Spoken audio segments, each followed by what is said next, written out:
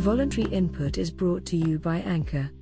If you've ever thought about starting your own podcast, Anchor is your one-stop shop for recording, hosting, and distributing your podcast. Best of all, it's 100% free and ridiculously easy to use. And Anchor can match you with great sponsors who want to advertise on your podcast.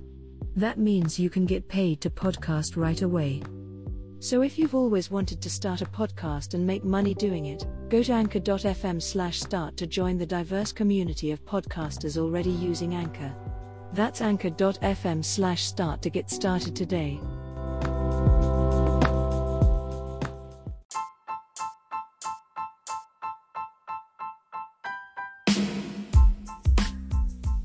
Never forced, never coerced. Welcome to episode 2 of Voluntary Input.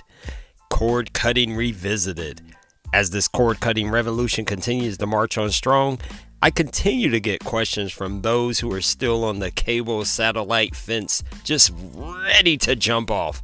So hopefully in this episode I can help address some of those questions that those who are still a bit hesitant have. My name is Leo Allen. I can be found on the internet at leojallenjr.com. And hey, while you're there, please select the contact me link and shoot me an email with any questions, comments, concerns, or even corrections because hey, after all, I'm only human and sometimes I make mistakes. And sometimes during an episode, I may not have all the information about something. And if you do, please shoot me an email. Tell me the answer, and I'll be sure to try to mention you in an upcoming episode. Again, welcome to Voluntary Input. Let's go ahead and dive in.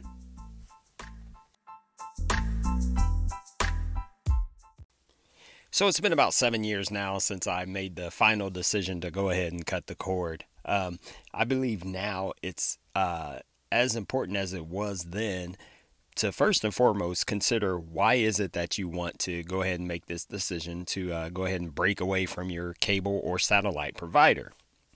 I think the first thing you want to look at, the easiest way to make this choice, is first consider what is it that you're watching. What channels do you watch? So back when I was slowly getting to this point, it came down to we had a lot of channels through Time Warner Cable. And it got to the point where we were like, well, what are we actually watching? What shows, what channels are actually important to us? Now, truth be told, at the time, it was my wife that kept saying to me, hey, we need to get rid of cable. We need to get rid of this stuff. We don't even watch most of this stuff. And I kept putting it off and putting it off. And at the time, I mean, we were running up a close to or even over $200 a month bill for cable for all of these channels. And my wife kept saying, we really don't need this stuff, do we? And I kept saying, no, come on. What else are we going to watch? What are we going to do? Let's hold on to it. So finally, I gave in and I said, okay, let's do this. Let's look at what we're actually watching. So what we did was we took 1 month out of the year and paid close attention to what we were actually watching. Now, the biggest problem for us was we were getting all these premium channels. We had like 6 HBOs, 3 Showtimes, and they were always trying to push us to get like Cinemax and Stars. And so it got to the point of, well, what are we actually watching on these channels? As far as the premium channels went for us, it was things like Dexter and Weeds. And so when those shows came to an end, it was pretty easy for us to go, you know what? We really don't watch pretty much anything else on there. So why are we paying for this stuff? And then there were the countless other channels. There were network channels with plenty of shows that we were watching. And that was fine and dandy and all, but still did it justify the price? So again, if you're going to look at cord cutting, first and foremost, you got to think about what do you watch, what channels do you like, and which ones can you absolutely not live without, and which ones can you live without? Because the fact of the matter is, even if you think you can't live without a channel, they more than likely have a streaming channel at this point in time. And that's where that cost comes in again. So you got to be careful here. if you want to go ahead and cut the cord and say, you know what, I'm just done with these guys because they keep jacking up the price, you got to be careful, because the other hustle to this is, especially nowadays, and DirecTV is a perfect example of it. The providers are slowly but surely trying to drive up the prices of these streaming channels to try to make it look like, you were foolish to cut the cord. Come on back, because it's going to cost you more anyway. It's going to cost you the same amount or more. And truth be told, they're kind of right. If you're not careful, you may cut off your cable or satellite, and then you may start subscribing to all these streaming channels. And the next thing you know, you're spending the same amount or more than you would have been if you had just kept it anyway. So yeah, if price is your driving factor, you want to make sure that you understand what it is that you actually want before you proceed, because you can rack that price up pretty quick, to be honest. Now, what I wrote about back then was what I learned, what I found about me and my family was it came to the point was that it wasn't so much of the price as it was having the choice to watch what we wanted to watch when we wanted to watch it. Now, over time, we have been able to trim some things off, but back then it was, we're kind of paying. We weren't paying $200 a month, but the prices were slowly inching up there, because, if you add on like the Netflixes and the Hulus and that and whatnot, yeah, these subscription services, they could start piling up, and you start feeling like, hey, I'm spending the same amount of money. I mean, like I said, we never reached that $200 point again. But what I did enjoy instead was, even though we're still paying for channels and services, we have better choice and better control. So as I was writing up the piece, I finally decided, what's more important is not necessarily the money here. Oftentimes what's more important is having that control, having the control to say, you know what, I want to be able to watch quality programming, but I don't want to have to pay for 5 HBOs just to have it. And that was always the problem that a lot of the cable and satellite providers failed to understand. Yes, people enjoy your programming, but we don't want to have duplicate channels just to do so. I mean, it was so stupid to me back then. Why do I have 6 HBOs when they're all showing the same thing, but only at different times? It was absolutely ridiculous for them to even sell that to me, because they also provided me with a DVR.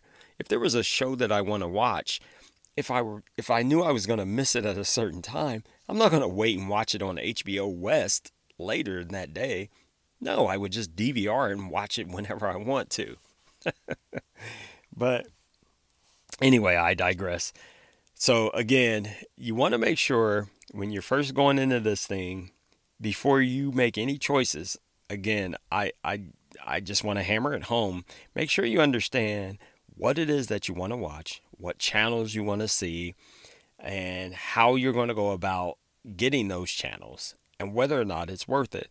Because I will be 100% honest with you, cord cutting may not be the best choice for some people. Some people may find that they actually do rather, that they would actually rather prefer having cable or satellite, and it actually just fits their lifestyle better. And if that's you, there's nothing wrong with that. So, don't just jump on cord cutting just because it's a fad. Don't, it's just like anything else. I advise my children of things like this.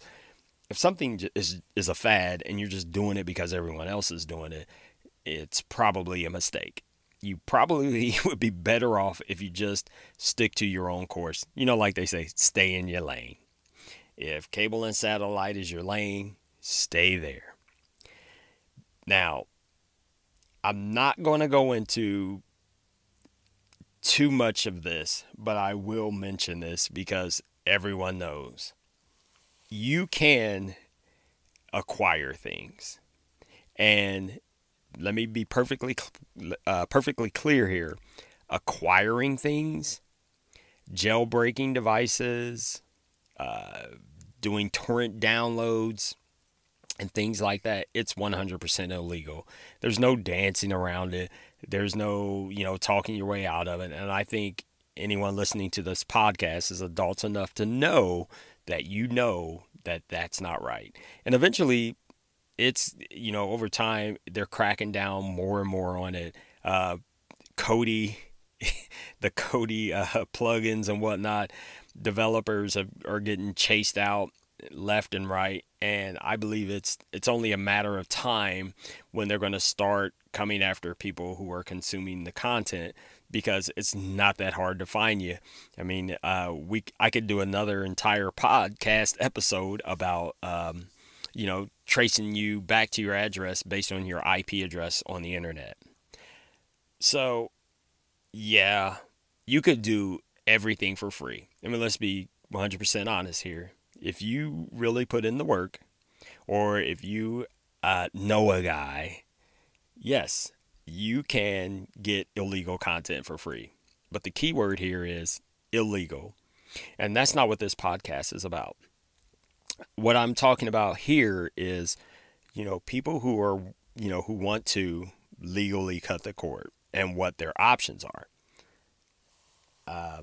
But again, I just wanted to address that because I think by now everyone knows, there's ways to get things. We're not stupid. We're all adults here, I hope. But as adults, I hope you do understand that those things are illegal. And that's just the bottom line. So anyway, the first installment of Cutting the Cord, I wrote about the series I wrote about. And by the way, you can find this on my website, leojallenjr.com. If you look on the left-hand side there's categories. And under categories, you'll see cord cutting. You'll have to scroll all the way down to the bottom because this was a very old series. It was back in 2013. Well, not very old, but it was 2013. And some of the information there is a little outdated. So what I want to start with right now is the equipment. So first and foremost, if you are considering cutting the cord, the first thing you want to do is, if you're renting equipment from your ISP, I would suggest you stop and just go out and buy your own. We'll start with the modem. Now, if you're unfamiliar with, if you know the word but you don't know what a modem is, it's easier to think of it this way. Think of the internet as the highway. It's an interstate highway. And your modem is the off-ramp to your house. So you have to have a modem of some sort to get the internet to your house. The requirement for a modem with pretty much every ISP is a modem that has to be DOCSIS 3.0 or 3.1. Now, what does DOCSIS mean? Don't ask, because to be quite honest, no one really knows. It's a standard, and it's what's needed to connect to your ISP, and that's the bottom line. Now, chances are, if you're renting equipment from your ISP currently, they've given you an all-in-one unit. Basically, it's the modem and the router built in together. I personally don't care for those.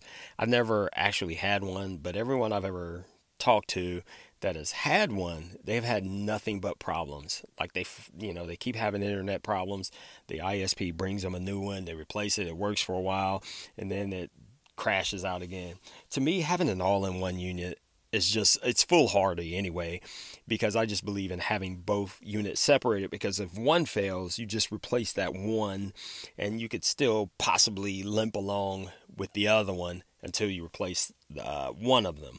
Now, you have to have the modem though, but if your modem goes bad, for example, and you still have your router is up and functioning, if you have IoT devices, smart home devices in this day and age, chances are you can still control those smart home devices, because those are primarily just connecting to the router and you're communicating to them through the router. You don't necessarily have to have the internet access for a lot of IoT devices. So if one dies, basically, you can still get by until you replace it.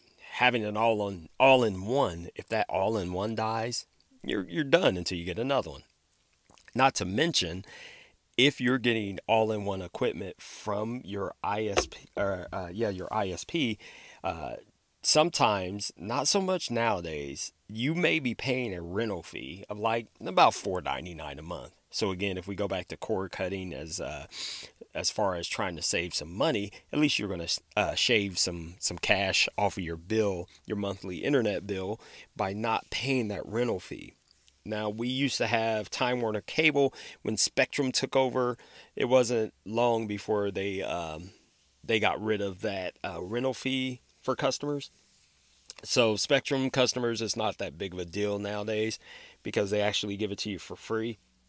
But still, they tend to give you those all-in-one units. And even to this day, I know people who just have internet problems all the time because of those all-in-ones. And what I learned was, I've heard from several people, they're not new. They're just refurbished devices. You know, they get them, they crash, they take them back to the shop, basically, and they fix them up and then send them on to the next guy. So basically, you're inheriting someone else's problem. So again, my suggestion is just go to a Micro Center, a Best Buy, or what have you, and just buy your own modem. Look for a DOCSIS. It has to be DOCSIS 3.0, even though I believe in this day and age, you're not going to find anything below that anyway. So knowing that standard may not even matter now, but it's important to know that. Now, as far as which one to buy, in my original posting, I pretty much promoted the Surfboard Extreme. However, I can't really recommend that one now because back when I wrote that original posting, I ended up going through 3 of those things. I mean, I don't know what it was. They just kept dying on me left and right. I ended up, I just kept having to do warranty replacements, which was fine. But what I ended up landing on was some little off-brand I'd never even heard of called a Zoom modem. And quite simply, I've had it since then. So what are we going on? We're coming up on 2019. So it's 6 years, not coming up on, it is 2019, but I've had this thing for 6-7 years now, and it's never failed. It just keeps chugging on. And if I remember correctly, I only spent like $49 on this thing, DOCSIS 3.0, and it just keeps chugging. So long story short, do your own research, but first of all, buy your own modem. Now, which brings me to the router. Now, if you want to think about what the router is, so you've already got the off-ramp to your house, car comes up. Basically, now your router is the guy that comes in the house and gives everyone everything. Basically, the router distributes internet to every device in the house. So from your smartphone that's connecting wirelessly to your wireless laptops, to your wireless TVs. And if you have like I said, IoT devices, smart devices like an Alexis or Google Home or whatnot, all those connect through Wi-Fi. And your router is the one that brings them all together and gives them that access to the internet. Now, my suggestion there is always going to be, make sure in 2019, you at least buy a dual band router. Now, you can also look at tri-band routers, which I have. But a little bit of explanation about that is, for the most part, if you're only looking to just worry about streaming and having your mobile devices that I talked about connect, for the most part, for the average person, dual band is fine. And what that means is there's basically think of it as 2 different networks in your house. You have a 2.5 gigahertz and a 5.0 gigahertz network. The 5 network is less cluttered, and it tends to be the one that you're going to want to favor, only because any device that you have that can connect to it is going to typically be a newer device and one that needs faster connection with less people in the way, basically, is the way to put it. Now, a lot of your smart home devices, they're going to connect to that I think I said 2.5, my mistake, it's 2.4 gigahertz. Most of them are going to connect to that 2.4 gigahertz, like your lights, I believe, like Alexis. I know Google Home does because I own those. It connects to the 2.4 gigahertz. But the thing is, it doesn't need that always on, all the time, constant flow. Even though they are keeping up with activity, it's not so bandwidth heavy as those that are going to be on that 5 gigahertz spectrum. Basically, your bigger boys. So I would, suggest always get a router that's at least a dual band. I'm partial to the Netgear brand, but you don't have to. You can still do Linksys. And there's other ones out there. Nowadays, mesh networks are a big thing. You may want to look at the Google Mesh. There's a few other brands out there as well. They're making a lot of noise and headway. And those operate in a way where you have one base unit and then you put separate little units around your home. And this just gives you better coverage throughout the house, especially if you have a larger house and you may have, dead spots or areas in your home that a base router just can't seem to get enough Wi-Fi signal out to. So you may want to look into the mesh network. And the good news is these all run along in the same price range. So you're not going to necessarily go broke if you get a base Netgear router versus a mesh Netgear router. They're comparable. But again, this is going to depend on your needs and how much coverage and how many devices you have. But again, I would always suggest nowadays, with the way we're connected to the world basically, and with all of this streaming and whatnot, don't go below dual band. Always go with a dual band router because that's going to give you the best experience. And especially if you're familiar with Netflix and if you've ever seen that buffering screen, this is part of the reasons, because if you didn't have a dual band router, you have all these devices connected and then Netflix is trying to stream. It's a lot of clutter and traffic, so it gets stuck in there, and so it just starts buffering. Okay, so we touched on reasons why you may want to cut the cord, and we've touched on a couple pieces of equipment. And now what I want to do right now is just take a quick break. And when I come back, I'm going to start talking about some of the software you may want to look into. And also, as far as, watching this stuff, what kind of TV or a streaming device you want to look into. So let's take a quick break. And when I come back, we'll touch on that.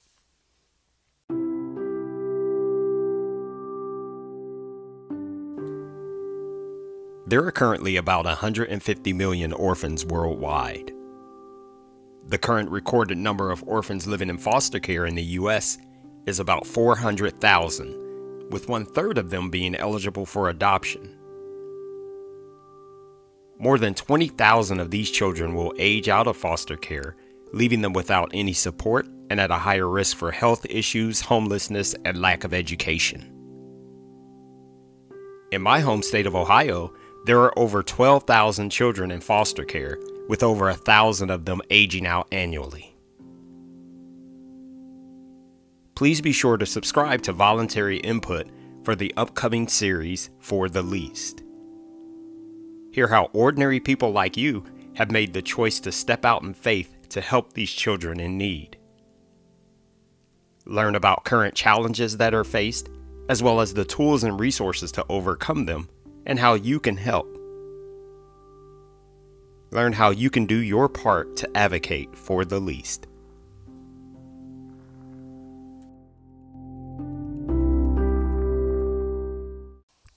Now, before we dive completely into software here, I think it's important to remember to discuss the perhaps the most fundamental piece of this entire discussion here. The TV itself.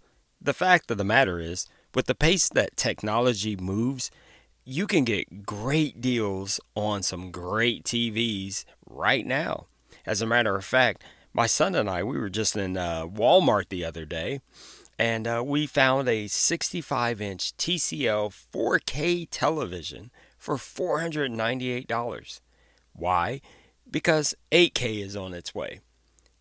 I like to often remember, as far as technology is concerned, I try not to buy the newest thing as soon as it comes out. Because if you wait just a few months at least, the price will come down because the next thing is on its way, but you still get a really nice quality product. So, if you're shopping for a new TV, just remember that you can still get a great one, and right now at a great price.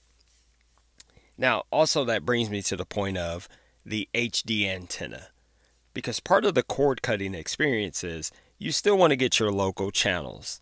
Now, a lot of the streaming services that I mentioned earlier, they offer some local channels.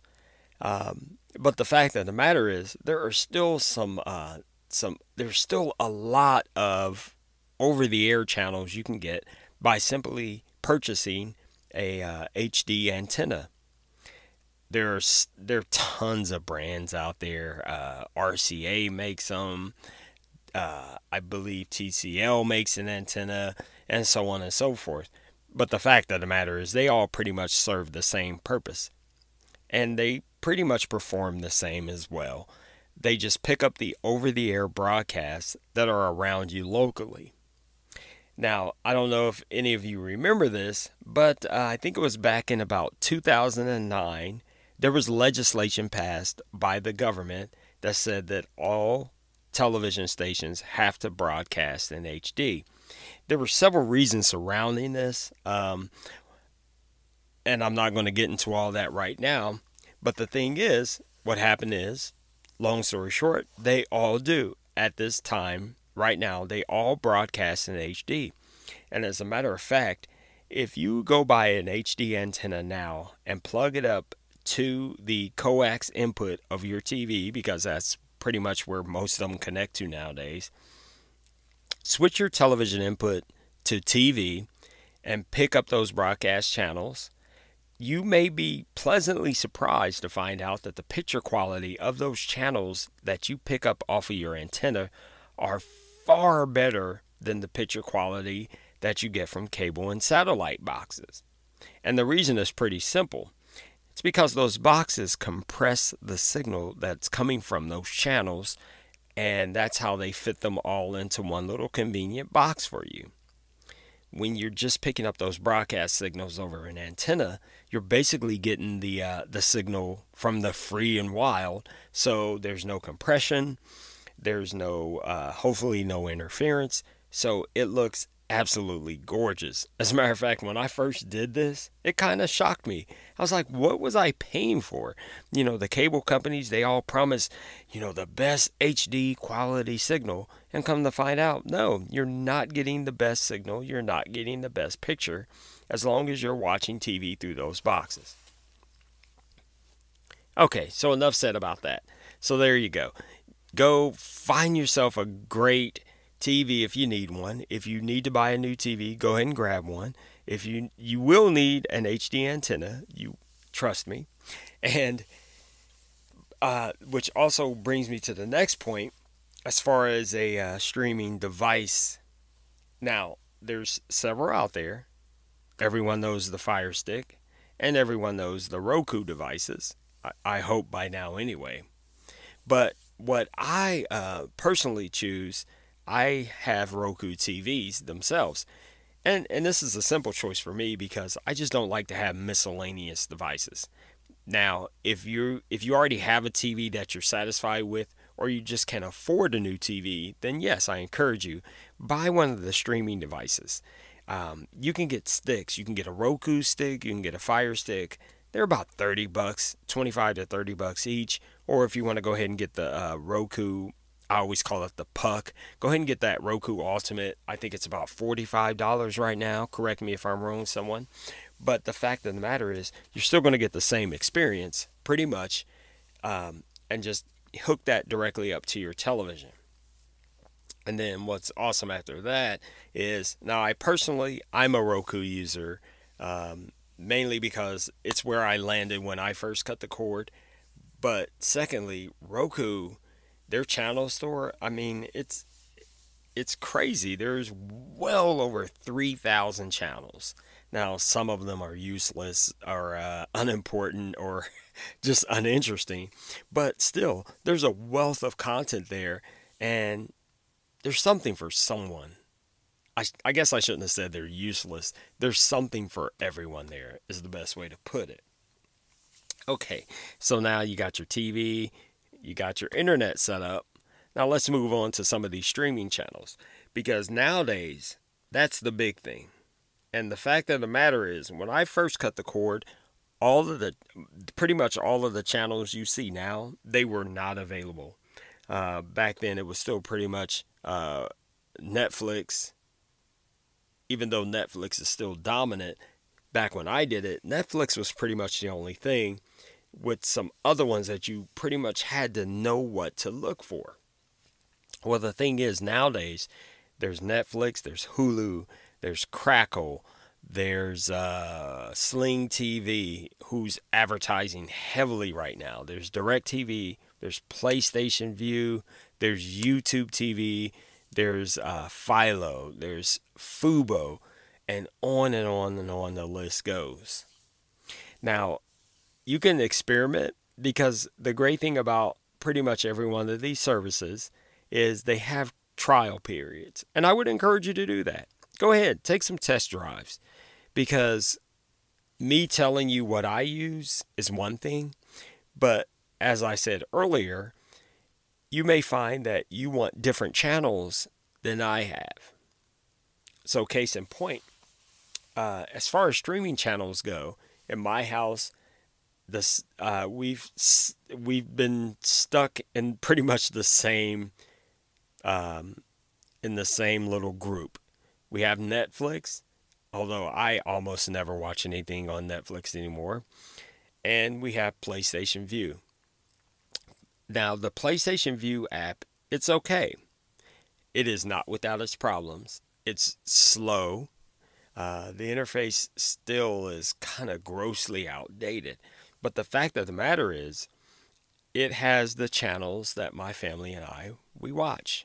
We have our kids like to watch Disney, or especially our sons.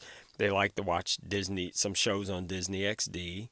There's HGTV, there's Food Network, there's DIY, there's Discovery ID, there's the Science Channel, there's the OWN Network, and Hallmark. All those channels are there, and it's about $45.95 a month, and that works out great for us. Netflix, I don't think I have to go do a rundown of Netflix. I think everyone in their right mind by now knows what Netflix is.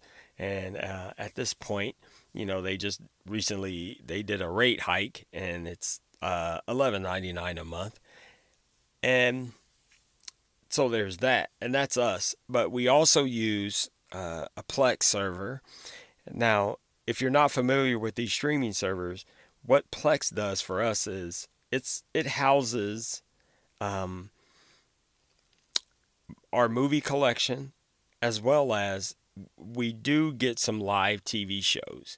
Now, I'm not going to get into all that on this podcast because at this point, I don't think that's an important point to touch on.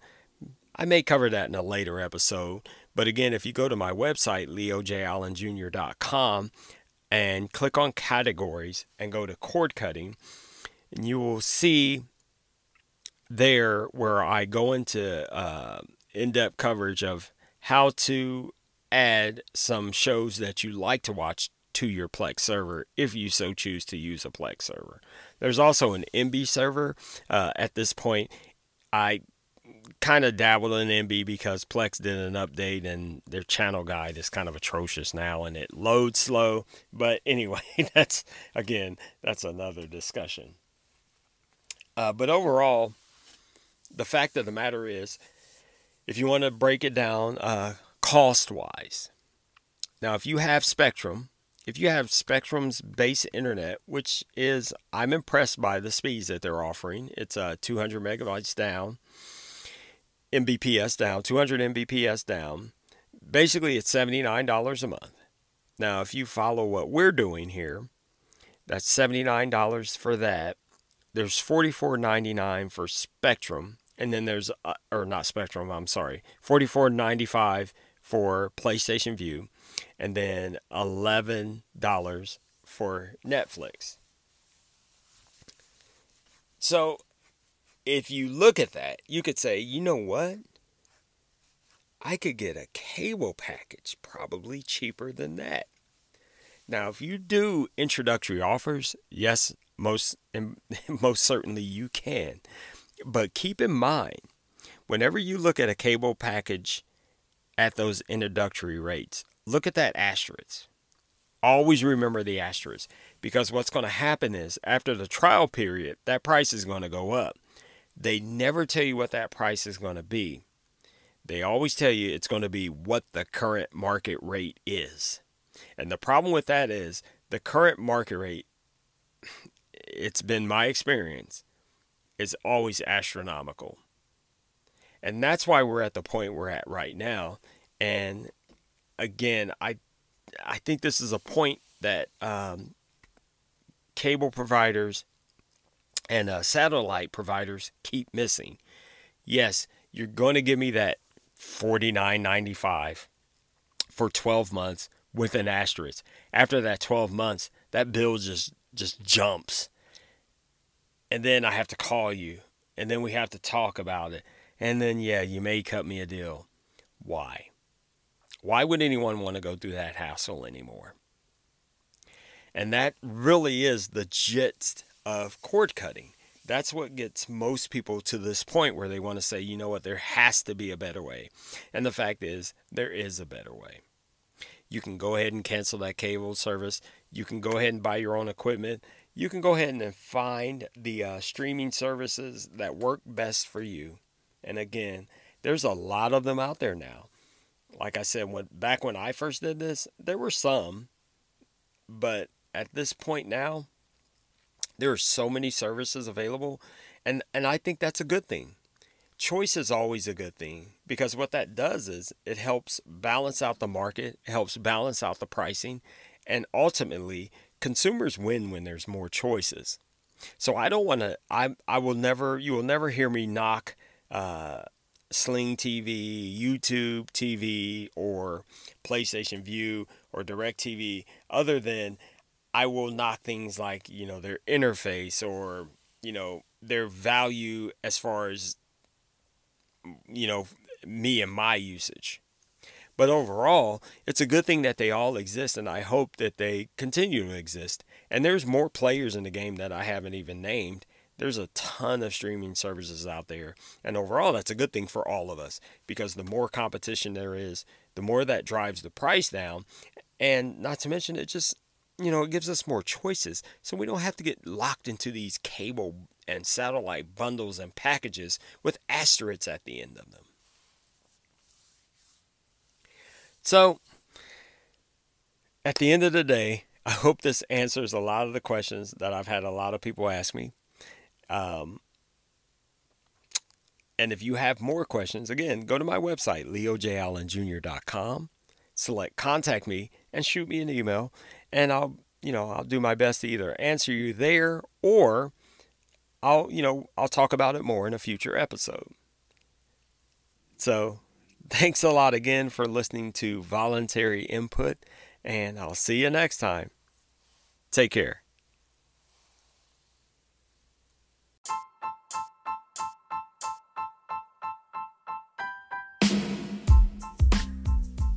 And that's it for this episode, folks. I hope I answered all your questions to the best of my ability. And if I didn't, again, please feel free to visit my website, leojallenjr.com. Select Contact Me and shoot me an email with any further questions you have, suggestions, or comments. Because the fact of the matter is, cord cutting nowadays is so much simpler than it was when I first did it 6-7 years ago, that now you have so many more choices and options. It's a good thing. So if anything, if you have any questions about what I think about certain channels, that's fine. Like I said, go ahead and shoot me an email at leojallenjr.com and select Contact Me. All right, guys, thanks a lot, and I'll see you next time.